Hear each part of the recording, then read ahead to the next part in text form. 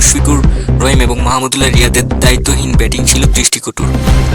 পরে নাজমুল হোসেন শান্তের 50-তে লড়াইয়ের পুঁজি পায় বাংলাদেশ দল। অল্প পুঁজি নিয়ে লড়াই করতে নেমে বোলাররা দুর্দান্ত শুরুই করেছিল, তবে সেটা ধরে রাখতে পারেনি। নতুন বলে তাসকিন আহমেদ এবং নাহিদ রানার এমন শুরুর পর মিডল ওভারে সেই ধারাবাহিকতা ধরে রাখতে পারেনি বাকিরা। তাতে সহজ জয় পায় নিউজিল্যান্ড। রাওয়ালপিন্ডিতে টস হেরে আগে ব্যাট করতে নেমে নির্ধারিত 50 ওভারে 9 উইকেট হারিয়ে 236 রান সংগ্রহ করেছিল বাংলাদেশ দল। দলের হয়ে সর্বোচ্চ 77 রান করেছেন নাজমুল হোসেন শান্ত। এছাড়া 45 রান করেছে জাকের আলী। নিউজিল্যান্ডের হয়ে 26 রানে 4 উইকেটে শিকার করেছে মাইকেল ব্রেসওয়েল, যিনি ছিল একটা পার্ট টাইম বোলার। জবাবে ব্যাট করতে নেমে রচিন রবীন্দ্র 112 রানে বর করে 5 উইকেটেই জয় পায় নিউজিল্যান্ড দল। টানা 2 হারে চ্যাম্পিয়ন ট্রফি থেকে স্বপ্ন শেষ হয়ে যায় বাংলাদেশের।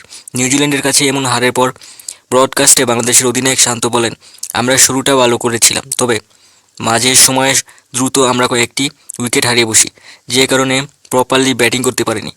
ব্যাটিংয়ের জন্য ভালো উইকেট ছিল, আমাদের প্রয়োজন ছিল বড় একটি পার্টনারশিপের। নাহিদ দারুণ বল করেছে, তার বল দেখে খুশি। শেষ 2 বছর আমাদের বোলিং ইউনিট খুব দারুণ করেছে। পাকিস্তানের বিপক্ষে ম্যাচটি গুরুত্বপূর্ণ হবে। শেষ ম্যাচটি ভালোভাবে শেষ করতে চাই। ব্যাটিং এবং ফিল্ডিং বিভাগের উন্নতি করতে চাই। আজকে অনেকগুলি ক্যাচ ও মিস হয়েছে এবং ফিল্ডিং মিস হয়েছে, না হয়তো আমাদের ম্যাচটা অন্যরকম হতে পারত।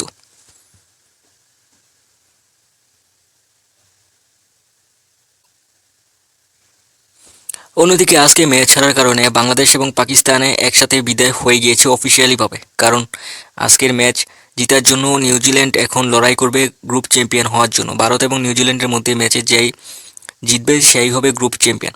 ভারতের বিপক্ষে হেরে চ্যাম্পিয়ন ট্রফি শুরু করেছিল বাংলাদেশ দল, তাই আসরে টিকে থাকতে আজকের ম্যাচটা জয়ের বিকল্পই ছিল না টাইগারদের। গুরুত্বপূর্ণ এই ম্যাচে 5 উইকেটে হেরে নাজমুল হোসেন শান্তর দল।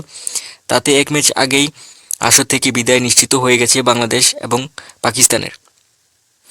একই সঙ্গে সেমির সম্ভাবনা শেষ। পাকিস্তানের এই গ্রুপ থেকে গ্রুপ পর্বের টিকিট নিশ্চিত করেছে ভারত এবং নিউজিল্যান্ড।